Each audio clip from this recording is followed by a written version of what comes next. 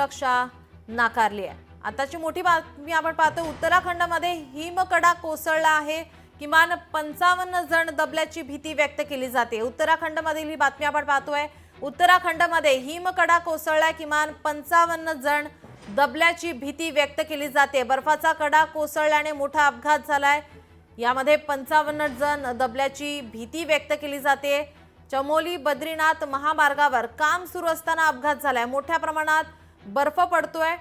या ठिकाणी चमोली बद्रीनाथ महामार्गावर काम सुरू असताना हा अपघात झालाय। 55 जण दबल्याची भीती व्यक्त केली जाते। 16 जणांना आता सुखरूप बाहेर काढण्यात यश आलेलं आहे। उत्तराखंडमध्ये हिमकडा कोसळलाय। आपले प्रतिनिधी संदीप भुजबळ आपल्यासोबत फोन लाईन वरून जोडले। संदीप, काय अधिकची माहिती?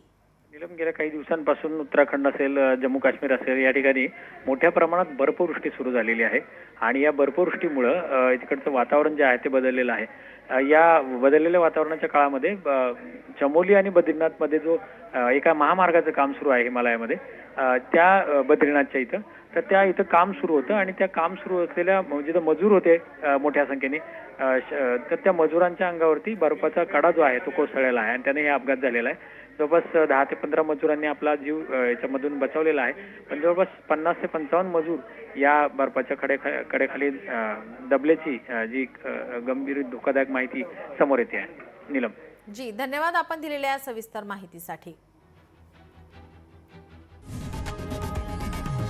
लोकशाही मराठी ऐका, पहा, जागरूक रहा।